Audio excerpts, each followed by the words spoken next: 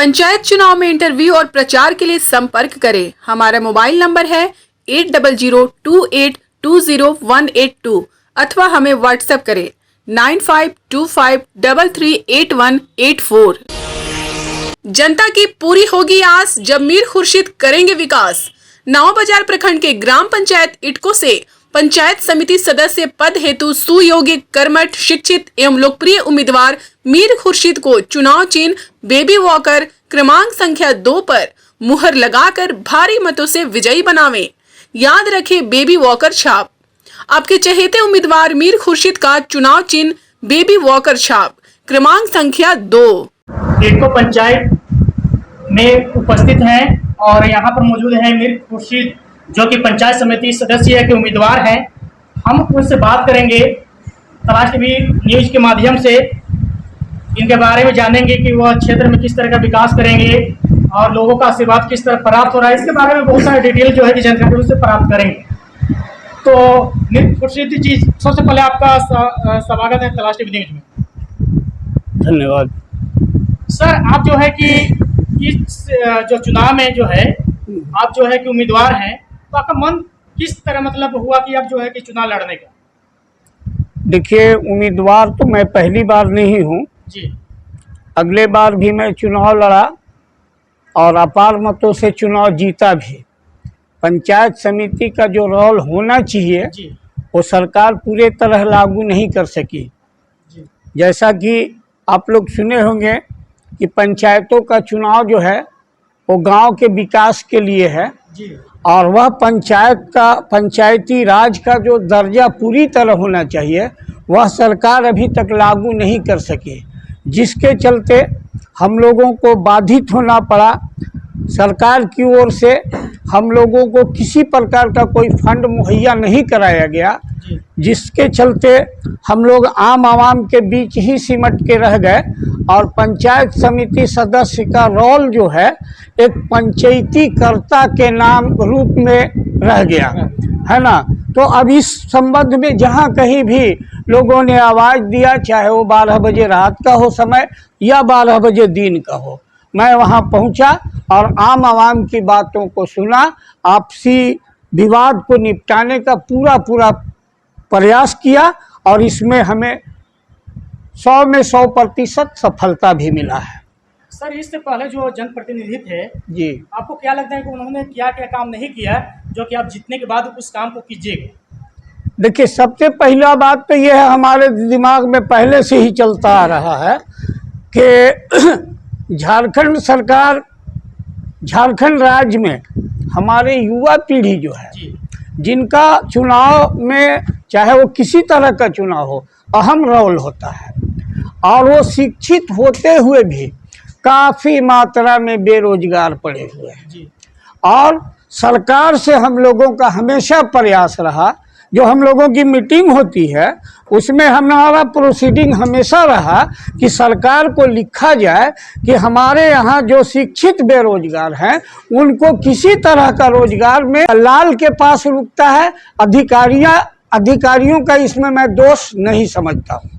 Sir, आप चुनाव को जीत जाते हैं तो आपका पहला काम क्या होगा? पंचायत के लिए पहला काम क्या कीजिए? पहला काम तो ये होगा कि जो हमारे यहाँ बिचौलियागिरी चल रहा है, जो रिश्वतखोरी चल रहा है, उसको मिटाने का कोशिश करूँगा।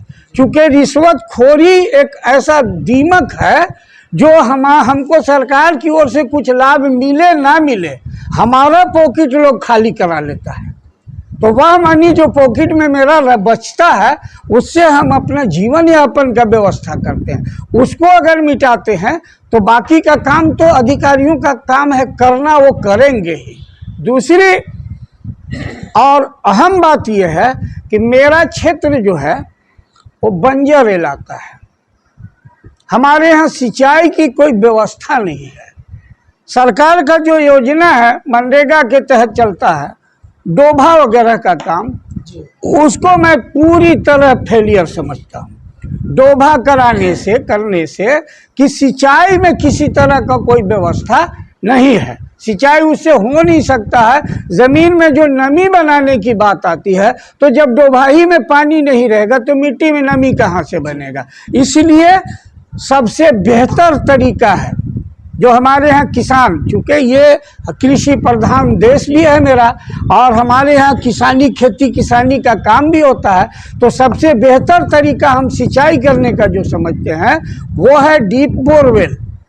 डीप बोरवेल करके सरकार जो नल जल योजना लगाने की काम करती है वह अति उत्तम है। और दूसरा महत्वपूर्ण योजना है सिंचाई कूप का निर्माण। एक सिंचाई कूप को बना देने से हम देखते हैं कि 1 से 2-3 बीघा में लोग किसान खेती बाड़ी कर लेते हैं, लेकिन उसी को कहीं डोबा बना दिया जाता है, कहीं कुछ बना दिया जाता है, उससे कुछ नहीं होगा। तो मेरा प्राथमिकता होगा कि खेती किसानी का काम में सुविधा उत्पन्न कराना, चाहे जिस माध्यम से हो, मैं कराऊंगा। बच्चे जो हमारे शिक्षित बेरोजगार हैं उनकी बेरोजगारी की आवाज़ को मैं झारखंड सरकार तक पहुंचाने का काम करूंगा। और जो गरीबों से पैसा दोहन होता है दलालों के द्वारा, विधवा पेंशन, पीएम आवास, विकलांग पेंशन के नाम पर, उसको दूर कराते हुए बगैर किसी खर्च के पेंशन व्यवस्थित किया जाए। लेकिन चूँकि पहला बार में जो हम चुनाव जीत के आए, रघुबर जी की सरकार थी और वह सरकार में हम लोगों का किसी तरह का नहीं सुना गया, है ना, और युवाओं पर जुल्म ढाया गया, किसी तरह का कोई रोजगार मुहैया नहीं किया गया, जिसके चलते आज भी सारे शिक्षित बेरोजगार पड़े हुए हैं। हम चाहेंगे कि अगर मैं चुनाव जीतता हूं तो झारखंड राज्य तक आवाज़ उठाने का काम करूंगा, झारखंड राज्य के मुख्यमंत्री तक अपना पहुंच बनाऊंगा, ताकि शिक्षित बेरोजगारों को रोजगार मुहैया कराया जाए। ये मेरा पहला प्राथमिकता होगा। और चुनाव मैदान में जो है कि और भी जनप्रतिनिधि हैं, प्रत्याशी हैं जो कि चुनाव लड़ रहे हैं, तो सर लोग आपको ही वोट क्यों करें और जनप्रतिनिधि को छोड़कर आपको ही क्यों करें? क्या कारण? इसलिए कि जब से मैं होश संभाला हूँ जी, मेरे पूर्वज भी इसी कार्य में लगे रहे। मेरे दादाजी इस पंचायत के आजीवन सरपंच रहा करते थे जी, और उनका जो काम है उसकी लोग काफ़ी सराहना करते हैं, काफ़ी प्रशंसा करते हैं, और ये भी कहते हैं कि भगवान के रूप में मीर तूफानी एक शख्सियत थी जो 12 गांवों का पंचायत था नावा बाजार, उसमें वो प्रतिनिधित्व करते थे और किसी के साथ नाइंसाफ़ी नहीं होने देते थे। आज भी उनकी लिखी हुई कागज़ लोग बॉक्स से निकालते हैं और दिखाते हैं कि आपके दादाजी ने ऐसा किया था, आप उनके नक्शे कदम पे चलेंगी कि नहीं। मेरा आश्वासन होता है कि मैं उनके नक्शे कदम पे पूरी तरह चलने की कोशिश करूंगा। और जब चुनाव आया, बीच में हमारे चचा सरपंच बने, लेकिन सरकार की ओर से 28 सालों तक चुनाव नहीं कराया गया। जब चुनाव हुआ तो यह पंचायत समिति का जो सीट है वो रिजर्व कर दिया गया। हम लोग फॉरवर्ड कास्ट से बिलोंग करते हैं, तो हम लोग चुनाव लड़ने से वंचित रह गए, है ना। तो हमारे लोग वार्ड में आकर के, वार्ड सदस्य के रूप में आकर के गांव का सेवा किया, आम आवाम का सेवा किया। जब दूसरी बार चुनाव किया गया तो वह उसमें हमारा मुखिया का जो पोस्ट है उसको रिजर्व ही रखा गया, लेकिन पंचायत समिति का जो पोस्ट है उसको जनरल किया गया। और मैं चुनाव लड़ा, चुनाव में हमें काफ़ी सफलता मिली, सारे लोगों ने मेरी प्रशंसा की। एक मत हो करके जो 1200 कुछ वोटिंग हुआ था नावा बाजार में, जिसमें मुझे 850 से अधिक वोट मिला और मैं चुनाव जीत के मैदान में आया। और इसके बाद जो मेरा कार्य था उसको मैं बाखुशी अंजाम दिया, तहे दिल से अंजाम दिया और किसी को कोई शिकायत करने का मौका नहीं दिया। सर आप जो है कि फील्ड में उतरते होंगे, जनसंपर्क करते होंगे, तो किस तरह का आपका आशीर्वाद मिल रहा है लोगों के द्वारा? लोगों को आशीर्वाद लोगों का ये मिल रहा है कि लोग तो आज ये भी कहने के लिए तैयार हैं कि आपका वोट तो रखा हुआ है जी, आपको घूमने फिरने की ज़रूरत नहीं है, लेकिन फिर भी मैं, चूंकि ये चुनाव है, जनसंपर्क चलाना जरूरी है, घर घर में जाना जरूरी है, इस नाते जाता हूँ और लोगों की जो समस्याएं हैं उनको सुनता हूँ और उसको समाधान करने का प्रयास करता हूँ। सर, अगर लोगों का आशीर्वाद मिलता है और आप चुनाव को जीत जाते हैं तो इसमें जो है कि एक समस्या होती है गांव घर का कि ये वृद्धा पेंशन में घूसखोरी है, रिश्वत है, आवासीय योजना में है और तरह तरह के पेंशन में जो है कि घूसखोरी जो है कि सुनने को मिलता है, तो इसके बारे में आप क्या कीजिएगा?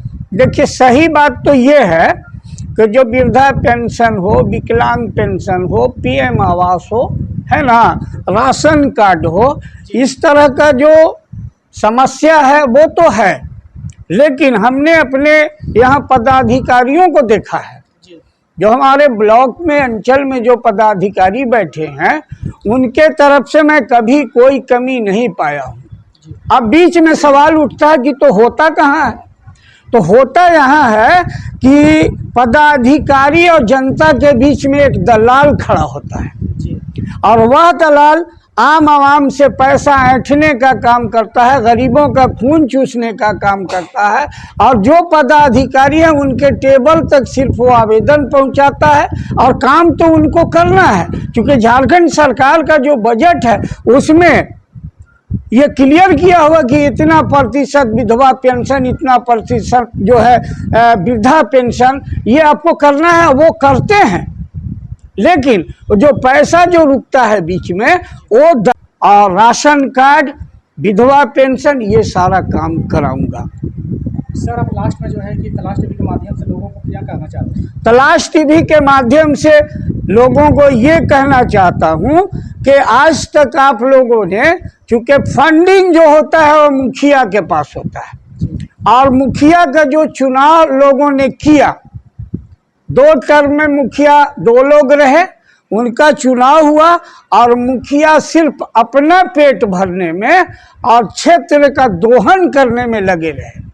ऐसे व्यक्ति से सावधान रहें और देखें कि कौन ऐसा व्यक्ति है जो समाज के लिए, आम आवाम के लिए, गरीबों के लिए आवाज उठाए, गरीबों की मदद करे, है ना। अगर वो सामर्थ्य व्यक्ति है तो सरकार के अलावा अपने आप से भी कुछ मदद करे, ऐसे व्यक्ति का चुनाव करना चाहिए। मैं आम आवाम को, आम जनता को तलाश टीवी के माध्यम से यही कहना चाहूँगा कि बहुत छान फूंक करके, बहुत सोच समझ करके, चूंकि ये आपका वोट बहुत कीमती वोट है, आप इस वोट को फिर ना गवा दें, इसलिए ऐसे व्यक्ति को वोट करें जो आपके साथ सुख दुख में साना बसाना चलने वाला हो, सुख दुख में साथ निभाने वाला हो, गरीबों की मदद करने वाला हो और आपकी आवाज को सरकार तक, आला अधिकारियों तक, पदाधिकारियों तक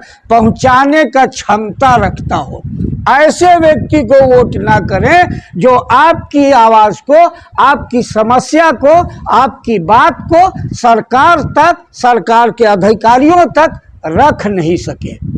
मैंने देखा है बहुत सारे ऐसे लोग हैं जो हमारी बात को वहां तक पहुंचा ही नहीं पाते। वैसे लोगों से सावधान रहें और अपना वोट, बहुमूल्य वोट, बहुत सोच समझ करके दें। ऐसे प्रतिनिधि का इंतखाब करें जो आपके हर सुख दुख में साथ हो। यही मेरा कहना है। जी, धन्यवाद। धन्यवाद। आप देख रहे हैं तलाश टीवी में, करण कुमार सिंह कैमरामैन के साथ। पंचायत चुनाव में इंटरव्यू और प्रचार के लिए संपर्क करें। हमारा मोबाइल नंबर है 8002820182 अथवा हमें व्हाट्सएप करें 9525338184।